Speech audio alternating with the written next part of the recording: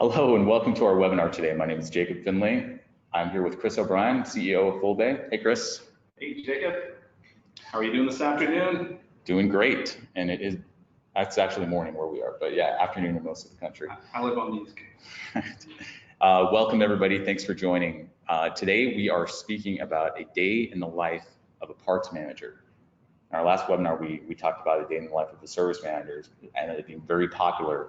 And we decided that we wanted to continue this series and extend it and look at the parts manager and really dig into what the parts manager does. And I think this is going to be pretty valuable to everybody who's attending.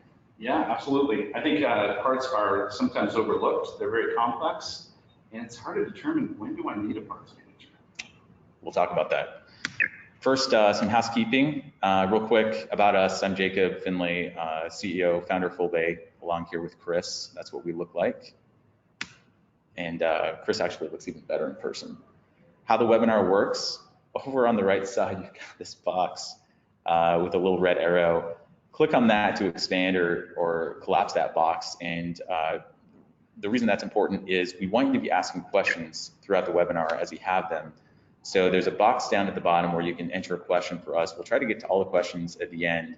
If we don't, we will follow up with you after the webinar to make sure every question gets addressed. So feel free to put a response in there and to kind of practice, as is tradition, if you could just put into that box, hey Lorraine, put into the box maybe where you are calling in from, where you're watching the webinar from. And so you can kind of get some practice there. We want you guys to be very comfortable in asking questions. Holy cow, everything's coming in now. Great. All over the place. Oregon, Ohio, Wyoming, California, Indiana, Texas, Virginia, New York, Massachusetts, North Carolina, New Hampshire. Okay, so everywhere, Effingham. Hey, Lisa. Okay, here we go. You ready, Chris? I'm ready. Okay, so high-level overview of what we're going to talk about in this webinar boils down to these 7 points. So we're going to go over kind of the macro view of the role of a parts manager and how the parts manager oversees the overall flow of parts in the shop. We'll cover that. We're going to go into some high-level points on managing inventory. If you look at our webinar history, we've gone relatively in-depth on inventory. We're going to hit that, selling parts over the counter, pricing parts for customer estimates, creating purchase orders, and getting parts ordered for technicians, receiving parts from vendors, and then we're going to talk about returning parts to vendors. And hopefully we have time. We have a bonus at the end, which we think you guys will like. So here we go. First off, we're going to launch a polling question just to kind of get a feel for you guys here on the webinar. Do you have a dedicated parts manager? So what I'm going to do is launch this poll. You're going to see this show up on your screen. And if you could, just respond to that. Do you have a dedicated parts manager at your shop? Yes, no, or NA. So responses are flowing in.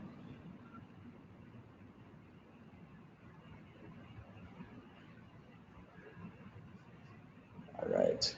Thank you for those responses. I'm going to close this poll here and share the results.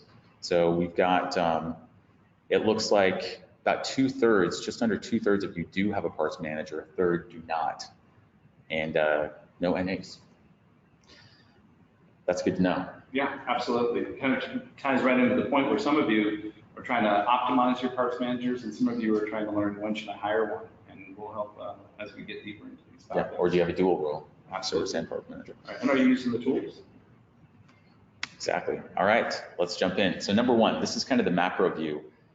What does the parts manager do in the shop? And Chris, I know you have a lot to say about this. In general, you're overseeing every time a part flows in the shop, parts manager is kind of responsible.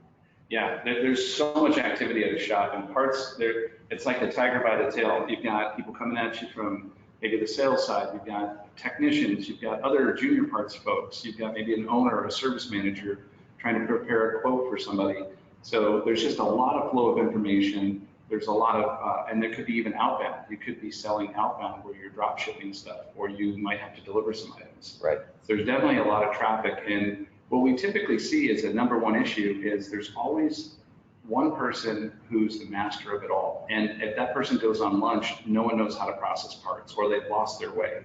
It's like a senior person, maybe 20, 30 years in the business, who just knows everything about parts. The matrix is inside of their head, and maybe they don't even write stuff down anymore, or they're writing stuff down manually on sticky notes or on a tablet, and it's in their format or their writing. It's very hard to translate. Yeah. Yeah. I don't think we can overstate the importance of the role of a parts manager. In smaller shops, you're going to have dual roles, and we've seen this executed pretty well even in multi-location shops, where you have somebody who wears the service manager hat and the parts manager hat. But whoever's filling the role, that role is so critical. A mentor of mine, he ended up being an owner of many dealerships, but he started in the business as a parts manager, as a parts guy, and he still had all the Toyota parts numbers memorized from like the early 70s. He could just rattle them off. These guys are just amazing. And he told me this story once about how he was a parts manager at the time and went into the manager of the dealership trying to get more money for his guys, for his team, because he was having a hard time holding on to these guys. And the owner was like, parts guys are a dime a dozen. And it kind of infuriated this guy so much that he reached into his pocket, pulled out a dime, and tossed it at the manager and said, "Here's a dime, go get yourself a dozen parts guys." And he quit on the spot. Oh my. So I'm not advocating that. I'm just sharing that as an anecdote to underscore how he really, and he went on to explain, what a big difference a parts manager makes. They've got the built-in expertise, right? So on and so forth. And when I was working in a shop, I tried to fill in for the parts manager once and couldn't do it. I mean, it's just crazy. Like the first thing I was trying to find was a part on a old Waltco lift gate, and going through this dusty book, I'm like, I am so out of my element here. I'm so lost. And I gained a lot of respect then, and everything I hear is just a critical role. Yeah, this expertise. It's interesting. We were at a dealership yesterday. We were talking to one of the folks, and one of their prime items is selling parts. Yeah. And it's a lot of you might be on the phone thinking it's price, right? And it's actually not necessarily the best price. It's about service and time. It seems like time seems to kind of can over trump just what you're paying for the part and quality. So a lot of times, if you own a business and you're driving cross country or you have a private fleet, uptime is critical. So the last thing you want to do is put cheap parts on a truck or poorly designed parts. And also you need to get the truck back on the road quickly. Right. So it's interesting that the parts manager is running the dynamics of trying to find the part at a cost-effective metric and get it here at the right time, or as efficiently as possible. Balancing time and cost. Yeah, exactly. I mean, there's exceptions, and it's not completely insensitive to price, but I hear all the time in speaking with people throughout the industry that, and there's exceptions, but in general, you're never going to lose a customer over price. You're going to lose them over speed. If you can't get the repair done because they're making money with these trucks, they need to get them out on the road. So parts manager is overseeing all the parts coming into the shop, all the parts that are going on the trucks, is in charge of all the parts sitting in the shop. That includes inventory. We're going to dig into that, but also whipped parts that are sitting out there in the bay, getting the parts into the hands of the techs. Cores, parts to return. Parts needing to go back to the vendor. Yep, exactly. And then a big one that is often overlooked is speccing out parts that we might buy if a customer authorizes it. You deal with these bigger customers who require an estimate, and part of building the estimate is getting these parts priced out accurately.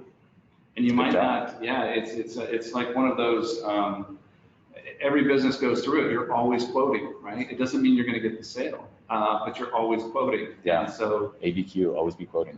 that's a parts, right? Yeah. Because speed to quote, time to get the part. If you can get it quicker, it all plays in. And so there's just this ton of whirlwind trying to close this deal on a part sale. It's not always just done over the service counter. Yeah, exactly. So let's jump in. That's the macro view. Let's jump in. Let's talk about managing inventory. So, and by the way, on this first one, overseeing the parts flow, if you think about the overall workflow in a commercial repair shop, there's a lot of points where the job could get stuck, where somebody becomes a blocker, like it gets hung up on something. Either the tech hasn't gotten to it yet, when we were out of state at a dealership yesterday, and one of their biggest things is making sure that within, what was it, 2 hours, every truck that comes in, within 2 hours, they have some information about what is it going to be, right? There's no lining up. We don't even touch it for 2 weeks. None of that. They try to really get on it. All the potential points where things can get stuck, the parts manager is in there several times, right? And so it's important for the parts manager to be hyper aware of what's going on in the shop, and when that parts manager is the blocker, so that the parts manager can then take action and no longer be the blocker on that repair. And with all of that, they also have to manage inventory. Yeah, absolutely. So a lot of shops, so some shops won't even stock inventory. Everything's JIT. Yeah. But again, back to time, if the parts aren't in stock. JIT is just in time, right? Yeah, right. We get the parts just in time. Yeah. Which is good if you can pull it off. If you can pull it off, you've got somebody nearby, but also sometimes you might not be as competitive if you're doing it. Right. So having a filter program or having filters in stock are usually like a no-brainer, right? Number one thing you're going to sell is oil filters and fuel filters and things like that. But then there's also, you start getting into brakes, clutch, right? There's so many different parts that, depending on what your shop does, understanding what to stock, what those velocities are, and then managing that inventory so that it's priced correctly, and when to buy more inventory. Yeah. It's kind of interesting that some of the traditional ways are there's usually an expert. We always run into an expert at every shop, and they just know everything. And we spend a few weeks trying to get that out of them. And once they see how the system's designed, they're like, wow, I actually can take a vacation now, because how to price the part, when to order it, how many should we order is all baked into the system. Yeah. If you're not doing that or don't have a system that does that, really consider moving away from that linchpin, kind of holding everything together. Yeah, and if you think about the anecdote I shared of Larry Miller and the parts manager, that was, early 1970s, and at that time, computer systems were like unheard of in shops. Like maybe there were some old AS400 systems or something, but the parts manager had to contain all that stuff in their head. Like had to have all the part numbers memorized, had to know how to mark stuff up inside their head, all of that. And to your point, the parts managers are still very important, and we're going to talk about more reasons why, but a lot of that stuff can be automated and baked into tools that other people can use. So the parts manager isn't necessarily the linchpin in so many areas and a potential block on so many areas. Yeah, and then they have more time to scale the business. Right. Because a lot of time we're talking about flow early in this process. That parts manager is so critical. It isn't removing them. It's actually streamlining it so you can produce more. Using their expertise to create even more value. Exactly. Right. We're not talking about replacing the parts manager. We're talking about pulling them out and putting them in a position to have even more influence and make things even awesomer. Yes, so. Yes. Because it's the things like something simple like min-max that you underestimate. Having a minimum and a maximum that you stock also can help understand if they're out of the office or for somebody else, a parts clerk, to just how many should I order? I need to place an order. Oh, the max we carry is 4. The max we carry that is 5. We have 2. Systems and tools should be in place, or like for Fullbay, we're predicting what you should order. We're using those min maxes, and we're actually suggesting what you should order and saying, hey, you should probably order 6 of those to get back to your max. Cross-reference parts, what about that? Yeah, big time cross-reference. I know we've got some features brewing that'll even make this even be careful sexier. talking about future features. But I know, we got beat up on the last one. We talked about a feature, but we also went into detail on it. And it went live. And it went live. It's live. So we do have some cool stuff coming on cross-referencing, even cooler than what we currently have, which is great. What's interesting is when you start getting into cross-referencing, one of the dilemmas is ordering parts. So let's say you go to order a part. One of the things that we have that I think is pretty clever is I've got all these cross-reference parts on the specific filter, but my vendor's out of stock on that filter. So I've got to switch vendors. Yeah. As soon as, and maybe I'm using a proprietary part number. It's my part number because I don't want anybody else reverse engineering it. Or I don't want to change my part number, and I don't want to stock the same exact part 7 times. It's just cross-reference. So what we'll allow you to do is take your part number, just switch the vendor, and when you place the order with the vendor, we automatically change the part number to that vendor's part number using the cross-reference. Super clever, super easy to reorder inventory, even when your current supplier is out and you got to switch vendors. Yeah. We automatically update that part. Yep. Along the way, capturing the history, you can always cross those going forward once you've entered it once. Yes. Yeah, so a lot of cool tools there in helping them manage the inventory, but they're responsible, right? I mean, we won't go too much further into this, but 20%, right? Carrying costs, like whatever your inventory is. I think in that dealership, they were in the millions, and whatever your inventory is multiplied by 20%, that's your annual carrying cost of the inventory. Is it really worth it? So that, the parts manager, I heard somebody say once, the parts manager spends more money in the shop than anybody. Like has incredible leeway on how much cash goes out of the business in purchasing parts. Because when you buy inventory, that's cash going out in exchange for parts sitting on a shelf. Yeah, it's like having your savings account and just draining it and putting it onto the shelf. Yeah. And so it's real money, and that's a great point, Jacob. People don't remember that it's like the equivalent of cash on a shelf. And that ties right into this next point of daily counts. We're calling out negatives here. I don't think I've found a shop yet. And, and we don't always ask the question, so it doesn't mean that we don't have one, but it's not common where I'll say, how do you handle negatives? Oh, that's a problem. It kind of ends with one of those, oh, yeah, we're working on that. But in almost any manufacturing or large facility, because we used to carry, over north of $40 million worth of inventory. The number one thing you did or your team did every morning on the inventory side was count negatives. If your inventory goes negatives, you resolve those daily. Right. Now, is that scalable? Can your shop do that? There's much more, because it's cash on the shelf, right? Why did it go negative? How did I lose track of the balance sheet? The checkbook's not balancing anymore, and we don't care, and you just keep moving forward. Yeah, I mean, you got to ask yourself the existential question: are you running a business, or are you running a .org? And once you answer that, it should be pretty easy to now approach inventory and try to put some common sense controls in place. And just because Jacob had to explain this to me, .org is not for profit. Right. Yeah. Business is for profit. So just anyone Steve out there EMS in Oregon said that once. It's always stuck with me.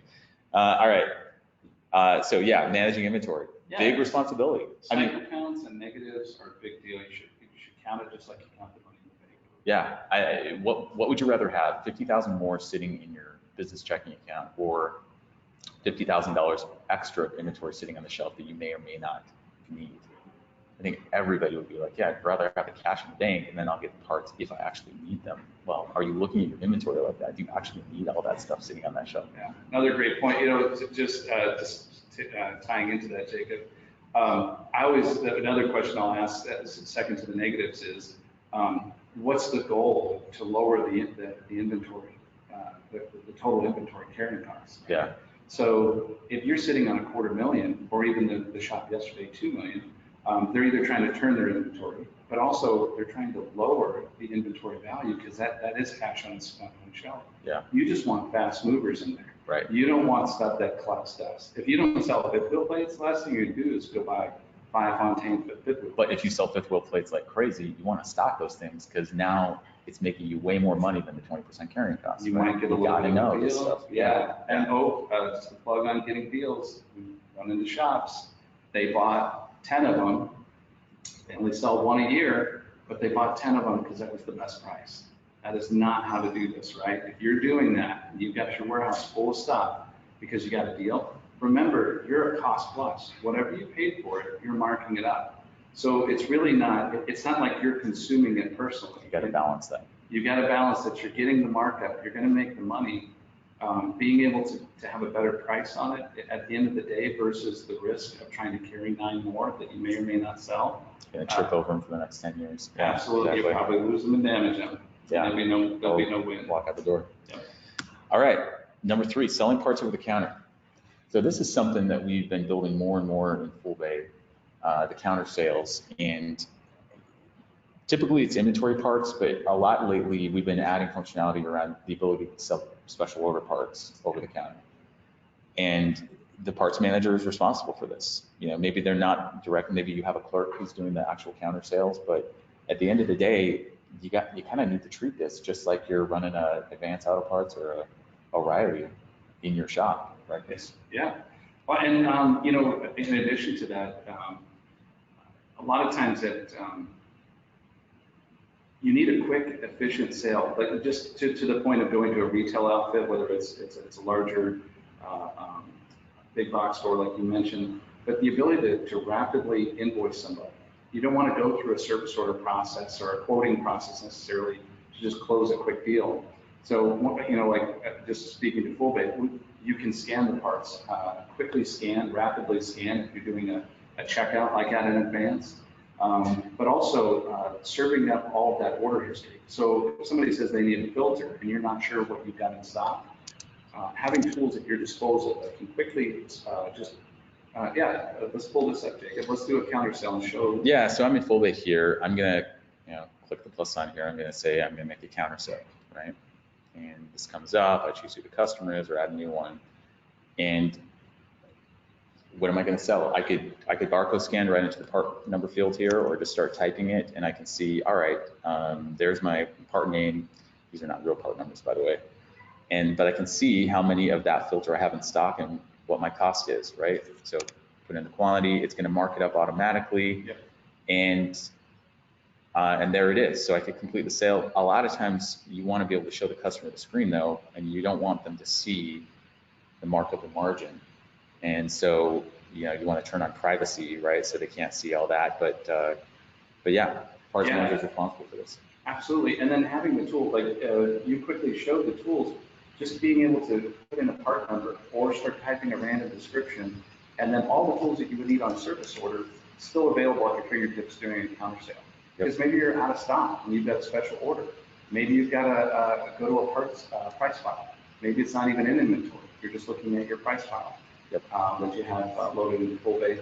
And soon this is where that plug for cross-reference, you'll start seeing detailed cross-reference, crosswalking as well right inside this picture to help you. Yep. But it should be as efficient, easy as this. And if you have a scanner, just like Jacob referenced, as quickly as you can pull the trigger, it would just fill out each line, and all you would do is input the quantity. So handling part sales over the counter, it's a big one, right? And it's customer facing. You're also having to take payments, take a credit card. We struck an agreement with WorldPay that enables Fullbay customers to have the physical device right on the parts counter and swipe a card, and it talks directly with Fullbay, no double entry, nothing like that. And there's these cool readers, they're the same ones you'll see at like Target or Walmart or whatever, that even capture a signature, which we're going to be leveraging here pretty soon as well. And parts managers have them do that, actually take customer payments potentially. Yeah, the last thing you want is another system at this point. Yeah. Right? So that integration that we just did, it's fully baked in and integrated into Fullbay. Obviously, the money's wiring to the correct account. The payments flowing over to QuickBooks if you're using QuickBooks. All the financials are tying out, but it makes it super simple to your point, Jacob, to just swipe a card right inside of Fullbay and apply the payment. Or what I do is at places that I frequent, my card's on file. I love the fact that we also tokenize the card so that I don't have to pull the card out every time. I just say, hey, Jacob, put it on my account. Yep. Or, hey, cherish the card I have on file. Super easy to do business or repeat business with customers. And once we've got signature capture dialed in, I imagine we're going to do a webinar on this, because I think this is, for a lot of shops, this is a game changer. Yeah, if you're interested in just plug payments, there's a new section inside of help and training. If you're a current customer, you can hop into the WorldPay section, and under help and training, there's some real basic videos that walk you through the tech that we have, the all the way at the bottom, the W's, but we have videos on the tech, the devices that are offered, and how to connect them. It's super straightforward. That's me. Jacob. That's me, yeah. If you can't get enough of them, you got videos right there, Jacob. Exactly. All right, so selling parts over the counter. Point question number 2, do you use a parts market calculator? I'm going to launch this question here. And this is an interesting one. You would think that there's an obvious answer to this. It depends on where you're at, right? And where you've been and what experience. Are you reliant on one person doing all this stuff in their head? They kind of have a feel and so forth. Talk about that while the responses are coming in, Chris, because I mean, we set up tons of shops, and a lot of times that's what it is. The methodology for marking out parts is inside someone's head, and a lot of times we go through kind of deconstruct that and get that out of their head onto paper. Can you talk about that? Yeah, you know, it's interesting. I'd say probably 50% of the time, it's either flat, it's just a flat scale, or it's in somebody's head. Yeah. And then beyond that, there's probably 25% that someone just gave them one. They're not really sure how it works when they bought whatever they got. It's just, that's what it does. And then they manually supersede it all the time with the calculator because it doesn't work and it's too complicated.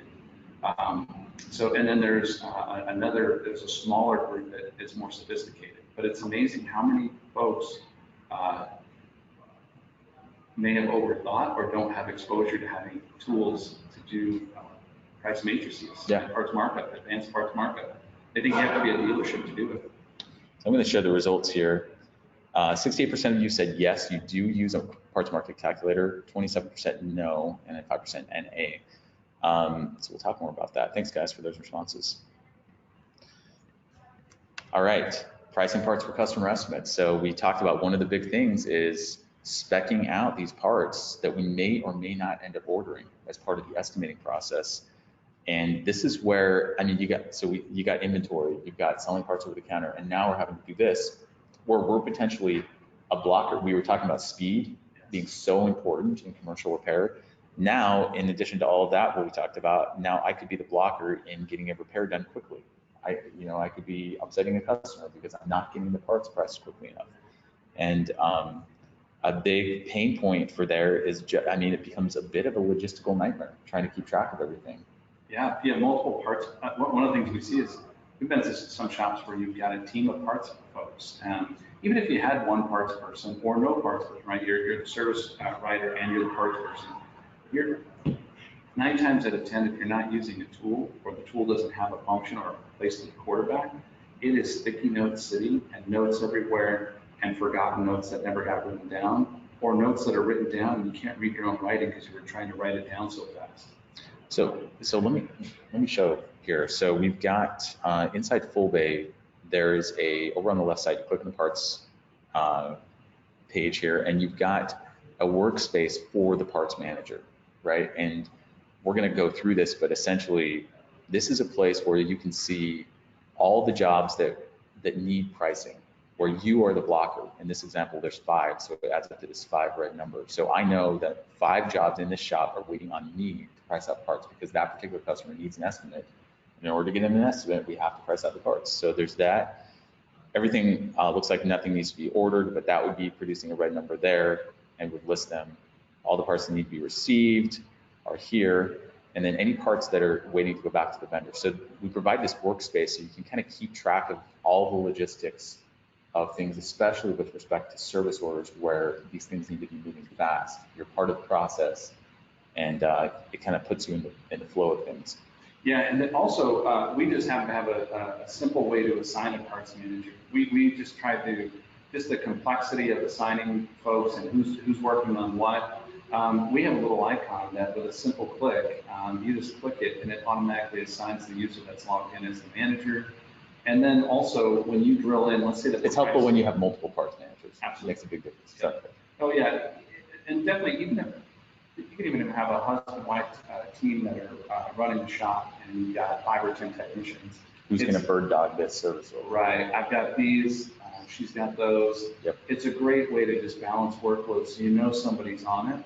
And then the next thing that happens is all those notes that you've been taking down, or if you're doing this in pen and paper, you're trying to keep track of where did I leave off? What was the last step? You can drill into these and we actually log the history of those transactions. So at the part level, we're literally recording when the technician requested it, when you asked for a quote, when you received the part, so you can kind of help manage and keep track of the time and exactly where something's at. So you got to have a workspace, whether you're using Fullbay or something else, some way to keep things organized. Parts managers also, dealing with a lot of communication with not just with the customers, but also with the vendors, right? So are they getting on the phone, they're having to read bins, maybe emailing quotes back and forth.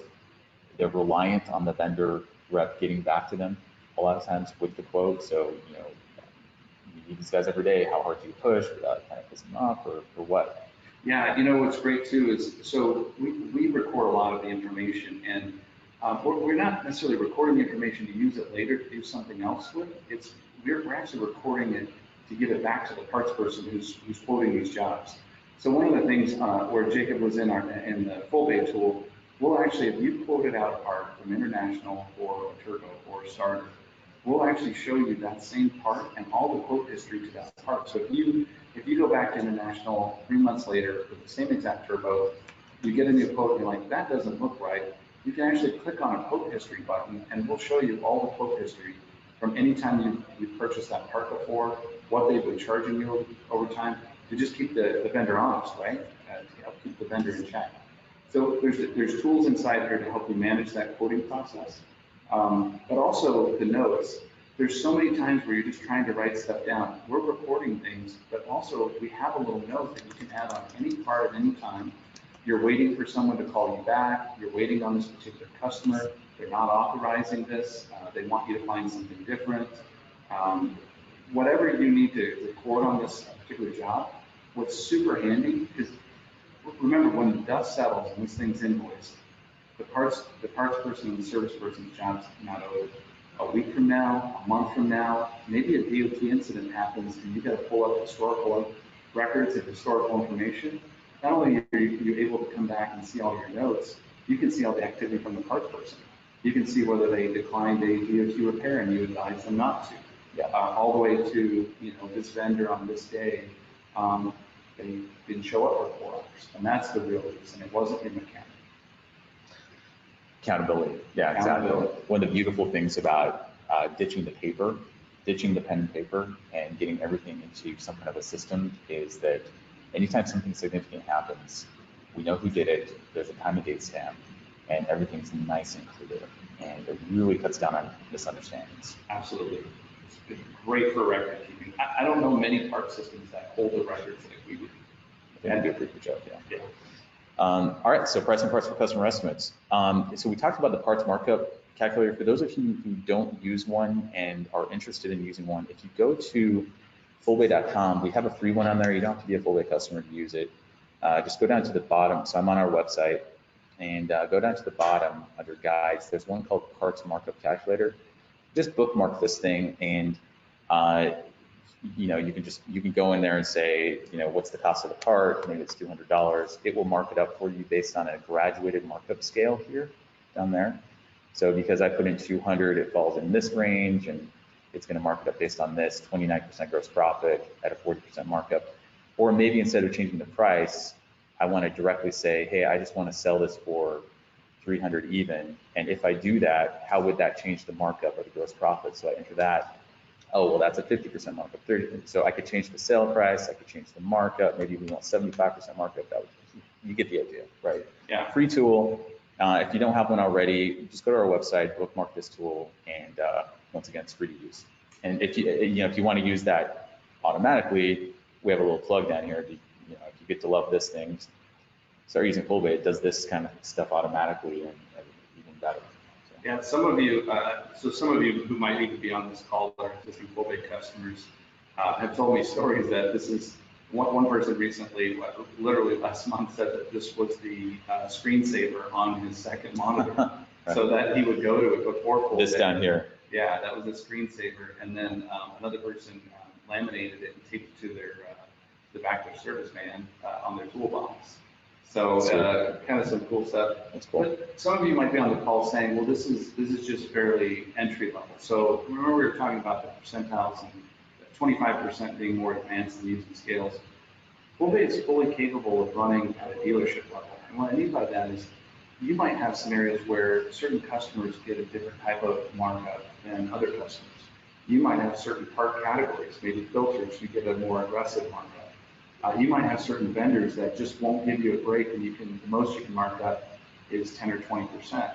Well, the beauty of having tools and having automation is inside of Fullbay, you can stack all those matrices, those price scales together to make a matrix. Let's say, well, when I buy from this vendor, I'll go this way. Ignore it. When I don't have any rules, use the calculator that's up here. Use the default. And it's super simple. It's all stuff that is like a really good parts manager. That stuff's already going around inside their head. Maybe they have their black book. It's a matter of getting that value from them and baking it and making it so they don't have to keep doing these calculations in their head, get it systematized. Then you can leverage their expertise for even higher value add activities. Yeah. So we recently had a good parts guy out, been doing it for 30 years in Canada. He really thought that this black book exercise would be this monumental feat. We spent two sessions across 2 meetings, and he gave us some homework, and he was just blown away at how fast we were doing it. As fast as he was saying it, we were setting it up, and he's like, it's that easy. Like something as simple, we're talking about this, but in Fullbay, where the tool's located, it's as simple as saying Freightliner, 10% save. Or Freightliner, this particular customer group, wholesale, is 5% save. Yeah. And it's all in layman's terms. Categories are not coded, where you have to remember that NPA really translates to NAPA. It's if you want the category to be NAPA or you want the category to be filtered, just spell it out. So when you're building your price matrix, it's very clear to anybody. I've heard it said a lot that marking up parts is an art, and they say that something that is called an art ceases to be an art once you discover the underlying principles. And what we've baked in Fullbay is the underlying principles to that. So whatever art you're practicing in terms of parts markup, more likely than not, you can bake these into the rules and it just happens automatically. Just as beautifully as before, only it scales. Correct. That's the key there, scalability. And your parts people start to love them, right? Like, so it's just less worry and less headache for them. Yep. And if you need to tweak it, the business changes, it's not difficult to do a mass change across the system. So feel free to use our parts markup calculator for free if you want it. We just want to help. So moving on, number 5, creating POs, so ordering parts for technicians. Man, Parts Manager does a lot, Chris. This is amazing. So PO numbers, a lot of shops see the value in these, some shops don't. Speaking as a CPA, I used to run into this all the time. The PO number is important because it represents somebody authorized a purchase on behalf of your business. And we talked about how the parts manager controls so much of the cash going out of the business in terms of parts purchases. The PO number is basically formalizing what we're gonna buy these $7,500 in parts. Here's a number that matches something in our system where we agree, yep, we ordered 7,500 in parts.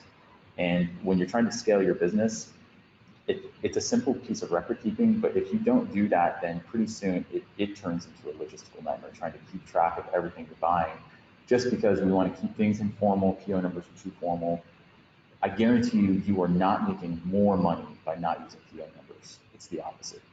Yeah, and you don't need a complicated third-party system. I'm seeing that too in some, like larger companies, they're using a third-party system that everybody hates. It's complicated. They got to call in and get the number. Yeah. Or I've even seen large companies using trailer numbers and truck numbers.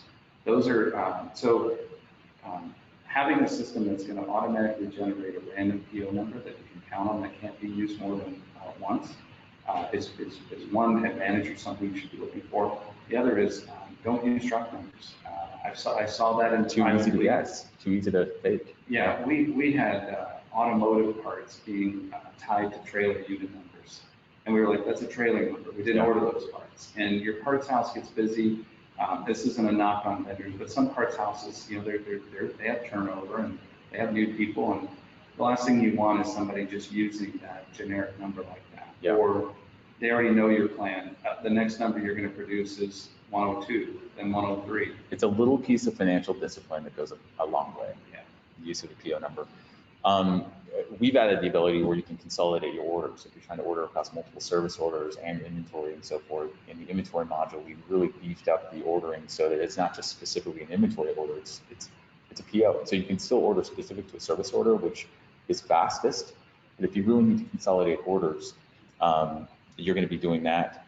And well, I was going to say, and cross shops, right? Like this thing's fairly robust. Yeah. So you can purchase and consolidate 2 shops worth of inventory orders to one. So if you've got to place a large vendor order to a manufacturer and you've got to hit a vendor threshold, you don't necessarily, you can pull service orders, you can pull inventory orders, you can pull inventory orders across multiple shops. Yeah. So this is going on. Yeah, you're going to be ordering the parts for the techs. You're also receiving parts from vendors. And we added some functionality recently to Fullbay and just tweaked it in our release last night to make it even better around whether or not you want to receive parts from vendors. And we strongly recommend that the best practice is to do it, because another little bit of financial discipline is the three-way match, where you really need to have a receiving process so that the parts come into the shop, somebody takes responsibility, somebody's accountable for actually looking at them, what was delivered, do the quantities match what we ordered, do the part numbers match, because there's ordering discrepancies. And it goes back to the whole old adage that misordered parts and forgotten parts really eat away at your profit. And who? If you're having trouble, who did it? A lot of times, yeah, exactly. Yeah, people are like, I don't know. There were 3 people working that day. We're not sure who received that. You should be recording that at any given time. So on the parts manager's homepage, there's a section there to receive the parts, either on a generic purchase order or specifically on a PO. And it's just a matter of you click here and it tees everything up. We know who the vendor is. You just put in the vendor bill, the quantity, and the total from the bottom, receive it, and you got it, right? You can tweak the costs if you need to, add a few parts if you need to, but it's all there. And if you don't know specifically, another advantage of a PO, if you don't know specifically what it's related to, you can go up here to the plus sign and just say receive parts, and from here you can search it by the PO number, and it will then in turn bring up the exact order that you need to receive it on. Once again, it saves a ton of time. Yeah, and for your point too, skipping, a lot of you, let's say it's 2 o'clock in the morning, 3 o'clock in the morning, you've got your mobile tech out there, maybe this is too cumbersome, or you've just decided for your business, you're not ready to be this disciplined. That's the feature that had some tweaks. It went out a few weeks ago, it just had some tweaks to make it even easier to use.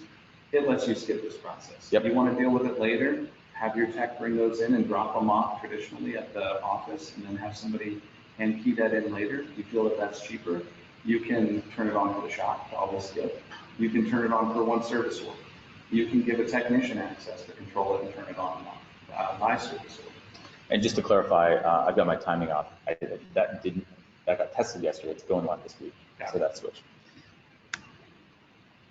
Another polling question, and we're almost out of time. We're gonna have to move a little fast here, but number 3, do you struggle managing parts returns? So this would be cores or parts that were not needed. Somebody needs to be accountable for this, and we're gonna talk about that here, about how that's the parts manager. But is this something that's an issue in your shop, struggling managing parts returns? So got the results coming in. And I feel like a broken record, but man, technician says they need a part, we get it ordered, it's delivered, it turns out we don't, or it's the wrong part, so we're gonna send it back to the vendor, part gets lost, right? Maybe it's a $100 part. Maybe it doesn't seem like a big deal. Hey, we're doing, $100, $200, $300,000, $400,000 a month in sales, not a big deal, right? Well, that $100 part, depending on your profit margin, you're gonna have to do 10% profit margin, $1,000 worth of work to make up for that part. I know I'm a broken record on that, but it's such a big deal. So you have to close the loop on getting parts returned. So we actually had a shop lose transmission, an Allison transmission. Like how do you lose that core? Like it was a shopping floor, not right, our shop, but a shopping floor. Yeah. We couldn't account for the core. So everybody knows that on the cheap, that's. Well, maybe they're running a nonprofit, Chris. It wasn't a big deal. Sorry. I don't know. Yeah. But yeah, cores, what's interesting is just the loss of the part or the loss of the core. It's amazing how much that stuff adds up. And really what it takes mathematically to make up the loss. It's amazing that at 10%, it's $1,000. And you really ought to be running higher than 10%. Okay, so do you struggle managing parts returns? 61% yes, 39% no. Awesome, good job, 39%. That's awesome. You guys have got it dialed in. They're probably using Fullbay. For the 61%, I would imagine so. Our last item we want to talk about before we go into the bonus here is getting parts returned to the vendors. So closing that loop. So we took custody of that part, we outlaid the cash, we want to get it back to the vendor and get credit or get a refund. And the parts manager is responsible for this. Once again, it's responsible for the overall flow of what's going on in the shop. Yeah, we talk about quarterbacking, for the service manager, it's quarterbacking, it's the same kind of concept for the parts person. Who's supposed to, so I gave a part to Jacob. Who's got the ball? Yeah, right? Who's got it? How do I remember that I gave it to Jacob at 8 o'clock in the morning? How does Jacob know that he's got to give it back to me? We built in some workflow. If you're not doing that today, it's probably very cumbersome to track this. We built it into the workflow with this in mind. We know exactly when you gave it to Jacob, and we know that he's the one holding on to that part. We're going to serve that up to not only to the parts manager on their page that they're using to quarterback the shop, but we're also going to serve it up for the technician. So when they go home, it's a red flag on them as well, that they too have parts that need to be returned. So returns are a big thing for us. If you say you're not going to invoice the customer, we're going to have some accountability, and you have to, because it's money. So what Chris is talking about is on the parts home, as we showed this earlier, there's a section there for return parts, and there's a red 2 there, which means, hey, there's 2 things that I need to do as the parts manager, and the goal is to not have any red numbers, right? It all flows into this other red number over here on the left. As a technician on my homepage, and I probably don't have all these other buttons if I'm a technician, if I have any parts that need to be returned, it's going to show right here, and I always can see it. So we know exactly who is accountable for that part, accountability, right, and custody. All right, dirty cores, right? Another thing too is just the idea of cores. Some folks struggle with it. Some have systems or work with systems or are using Fullbay. But when you sell a battery, the last thing you want to do is have somebody in the shop have to remember to add the core charge and give a core credit. And then they just know because they've been doing it 20 years. This is basic stuff that can be built into the part structure so that as parts with cores are sold, it's automatically added to the invoice and deducted from the invoice when you get the core back. Yeah. You should always have that reconciliation. Some people are like, oh, it reads up the invoice. Well, you need to guarantee that you got the part back, because not everybody going in for a starter is letting you keep the old starter. Right. Yep, exactly. So parts managers on that, keeping track of the credit memos from the vendor, constant battle, unless you're tracking this electronically. Jumping forward here, we wanted to just talk about a bonus. So if you don't have a parts manager, or you don't have somebody who specifically has those responsibilities, maybe they work 2 hats, and that's fine.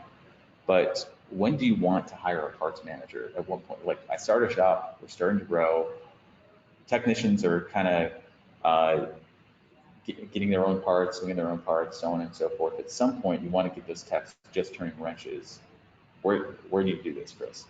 Yeah, it's a great question. There's definitely some fundamentals and some formulas to this thing, right?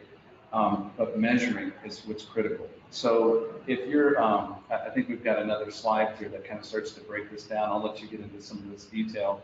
But what's interesting is we run into a lot of shops that hire a parts manager. There's no tools, there's no infrastructure. And we're calling it a parts manager. We're not saying by title it's the manager of, like. It's somebody with all these responsibilities. Yeah. Someone's going to have these responsibilities. Managing of the parts. Do you want the techs doing all the stuff we just talked about, or do you want them turning wrenches? Right. And that's exactly where I was going. There's a point where if I'm a technician and I need to repair this truck and my productivity's down, and you start to notice that techs are spending more time chasing parts than fixing trucks, or your best technicians on the phone half the day chasing parts, yeah, those are red flags. Those are big red flags that you need to put some infrastructure in. Because the likelihood that you could take another job in and have that tech productive is way greater by having a resource that's available to chase down the parts. And what did we hear from the dealership group? Every time a tech has to leave the bay to go get a part, it's a quarter hour gone. Yeah, they were saying, yeah, they estimated about 15 minutes of just lost productivity, and it's measured at the bill rate, right? So it's not that the technician you're paying $20 an hour and you lost $5. You're billing $100. You lost $25, right? Because he should have been making you in that 15 minutes $25 to the job. Yeah. And gross, right? Yeah. Yeah. So that's exactly what the recipe is. You observe the technicians, but then let's say you go run out. And I've seen people run out and hire parts managers. There's no way to quarterback. They're still using paper. How do you know that there's ROI? You should have tools and metrics that show it immediately. You should have that. Where is your shrink on cores? Where is your returns? How are your credit memos being processed? Yeah, I mean, so as you grow, say you start as a one technician shop with just a service truck. Eventually you get a building, hire another tech or 2. eventually you get to the point where you really need to offload this burden of parts ordering and the service manager stuff, right, off the backs of the technicians and bring in some overhead, right? That's necessary to growing and scaling, but you also have to be extremely careful not to let overhead get bloated, right? You have to do everything you can to keep the overhead as efficient as possible, right? And anyway. Well, you put in the infrastructure. One of the things we are big on tools before bodies. And if you're in a shop, you've probably got a ton of tools, right?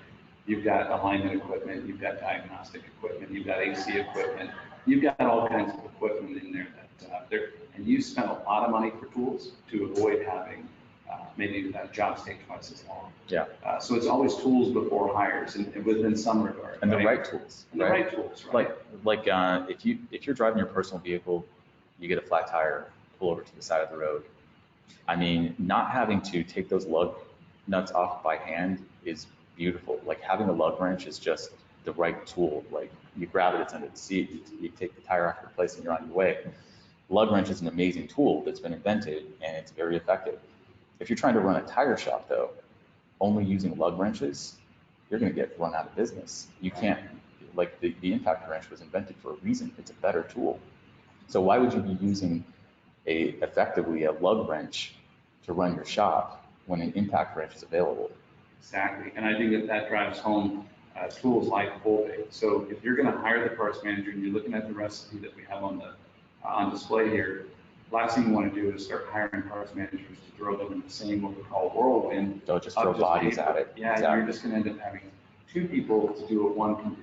Never just throw bodies at problems. Right. When you're ready to hire that parts manager, make sure you have the tool and lay this foundation so that they can actually stand on, right? Every house has a foundation. You've got to have a foundation if you're going to bring in a parts person. And by the way, let me just speak to this. The ideal shop, this is like ideal, but we're just out of state, in a state where flat rate, for all intents and purposes, is essentially illegal. So what are you going to do? Oh, you do an efficiency bonus, right? You pay them hourly, but still figure out a way to incentivize them. We have a webinar that goes more deeply into this, but the idea is that you get to a certain point where you have enough technicians where it makes sense to insert somebody doing these parts manager roles, not the technician. Just to kind of wrap up, we wanted to launch one last polling question here, which is, we wanted to see, would you like us to give you a personal one-on-one demo of Fullbay? Now, if you're already a customer, no problem. But if you would, just indicate that here, we'll reach out to you. And while you're doing that, we're bringing up the questions. We have a little bit of time for questions here. And let's go into that. So we've got a question here. Is there a place to run a negative quantity report? Yeah, if you go into inventory, well, there's two ways. So we're really big on not having you jump out to a report just to get a value. All you have to do is just go to your actual inventory. Yeah. You can sift it and sort it by vendor, by category, or you can just sort it by the quantity column. And it will literally sort and bring up the negatives. So you don't even have to leave the UI. Just bam through, just go through them. And if you're doing it every day, there's only gonna be a few. Yeah. Right. But if you want, there's a handful of inventory reports. If you want to go into inventory, you can actually go look at that stuff as well. I'm just a big advocate of why go to a report when we have it right at your fingertips. Okay, when is Fullbay, thanks Chris, when is Fullbay going to enable cross-reference search? So I did the plug earlier. Bingo, I'm with you, whoever that is. Campaigning. Is that in the next release or 2 releases? I believe it's in our next or 2 releases, yeah. But it's on. It's designed, it's teed up, it's coming. Right, it's in the less than 30-day bucket. Yeah. That'll give us some runway, but yeah, that's exactly what we're aiming for. Yeah. We put ourselves in a really good position, the way we built Fullbay and the way everything flows to give you guys this. It's coming. And it's free. It's nice and it's free. For only $50 more a month, guys, you can get just no, it's free. You just get it. We are strongly opposing that. That's not how we do business. Will you be showing how this works in Fullbay? Are you telling us how important a parts manager is? So I think this was an earlier question. So we showed you a bit about that. If you're not a customer, happy to give you a demo and go even more depth on that. And we have some webinars on our website that even go deeper into parts management, inventory management, if you're just new and looking for information, our website is full of great stuff in the webinar section. Cool. Another question. Hi, I'm very new with the system, but is there any way to relate parts with the trucks? So in the future, you may know with which parts can be used for a certain brand or truck model. Yeah, that's great. Does that sound familiar, Chris? Yeah, so in our parts history, when you so on the special order side, we actually do tell you the year, make, and model of that truck. So in the parts history search for the special order. But even better, if you're not, and I know that you're new to the system, but if you want to jump into help and training or reach out to your onboarding rep, you can actually build services, like let's say a wet service or a DOT inspection. Something as simple as the sticker, the DOT sticker, you can automatically add those parts on when you execute the service. Yeah. So you can bake those in, and you can build services for specific trucks. Love it. Yeah, and we've got some future functionality coming on that too. Next question from Mike. With the parts markup matrices, can you prioritize a matrix to take precedent over another, such as a customer's markup supersedes a supplier's markup? That's exactly how it works. So yeah, absolutely. That's one of the key fundamentals inside of that thing. We believe that the customer always wins in the price matrixing. Kind of the deciding factor is at the top. If you set wholesale, that customer reigns over whatever you have for the vendor or whatever you have for the category or whatever your default is. But yeah, customer wins. There is a hierarchy to it. Unfortunately, we're out of time. We have a few other questions that we didn't have time to get to, but we will get back to you guys individually on those. Appreciate your feedback and thank you for your participation. We plan on doing another webinar next month and would love to have you guys there as well. So thank you very much. This webinar will be available on our website within 48 hours or less, possibly even less, on our website, and encourage you to watch it, rewatch it, share it, so on and so forth. So thanks for your attention. We love what we do, and we've got some cool stuff coming, and we're just getting started. Thanks, guys. Thanks, everyone.